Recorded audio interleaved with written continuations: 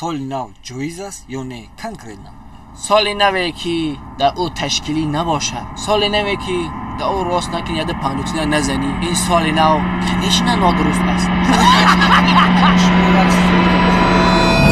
به الله مسخرگی میکنی، به آیات الله مسخرگی میکنی، به رسول الله مسخرگی میکنی صلی الله علیه و سلم، به شعائر اسلام تو مسخرگی و ساتیری میکنی. همین ناس جایز است دارد ضروری برادر درست است. بعد از ایمانت کافر شدی. به خاطر چی کافر شدی؟ به خاطر استهزاء و مشخره.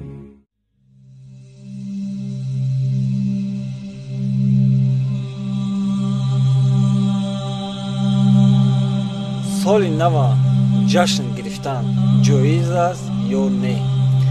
سال نوی که در او تشکیلی نباشد، سال نوی که در او عده شیشه نباشد، سال نوی که در او راست نکنی عده پنجوتینا نزنی، این سال نو کنیش نه نادرست است. در سال نو باید تشکیلی نمایی، عده شیشه باید نکریبت کنی، عده پنجوتینا باید درست کرده زدن گیری. این است سال نوی حقیقی. حضور رحمت تشکر زیاد تشکر زیاد. منادار خود را بیان میکنم. با فکر که شما به سوالهای خود جواب گرفتید. شیخ با ما یک سوال دیگر دارم. بله. همه عرق خوردن جایز است یا نه؟ عرق اصلا جایز نیست برادر. عرق چرا جایز نیست؟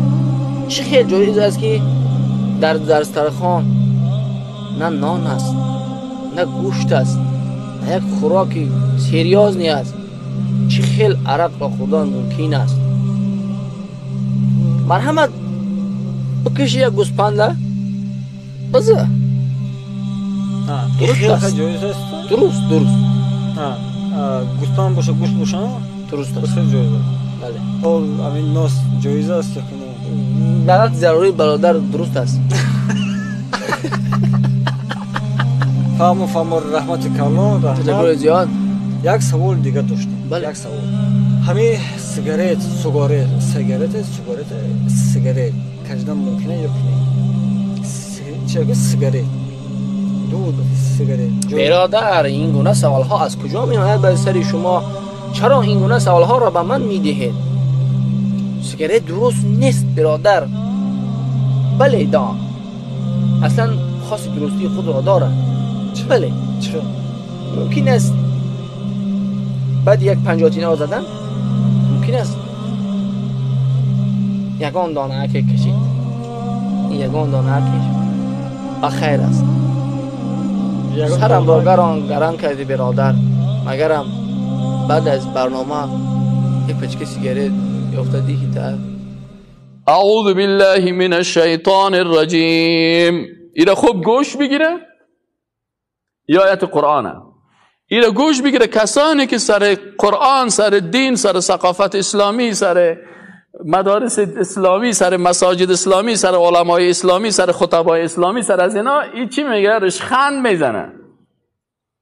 یا آیت قرآن گوش بگیره و کسایی که رشخندی رو تایید میکنه یا آیت قرآن گوش بگیره اگر به قرآن ایمان داشته باشه.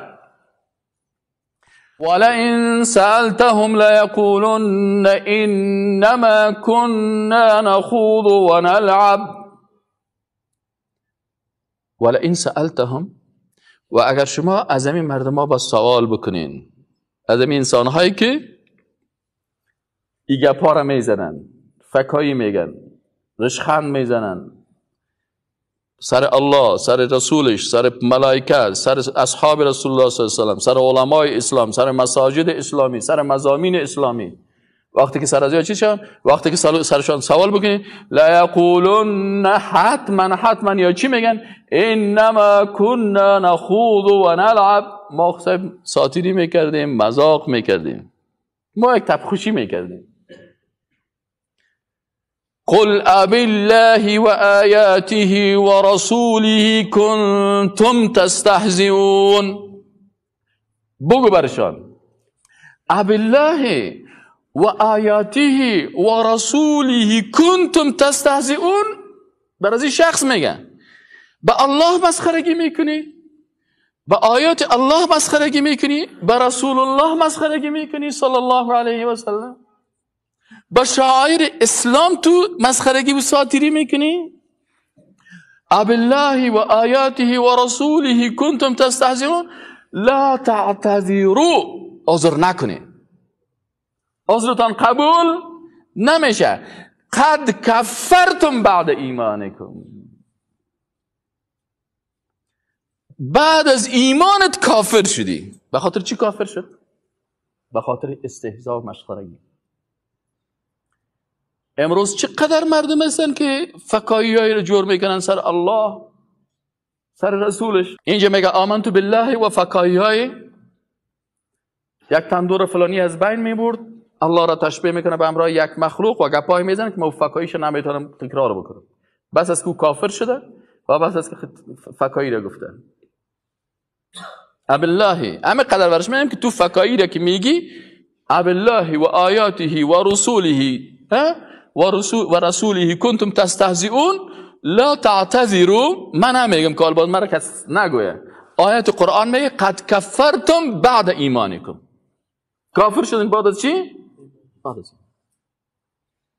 یعنی این بخصوص منافقین هم نیست، برای کسی است که ایمان داره لکن چی میکنه؟ به مسخرگی و ساتیری و فکاهیگویی تمسخر در شعائر اسلام میکنه.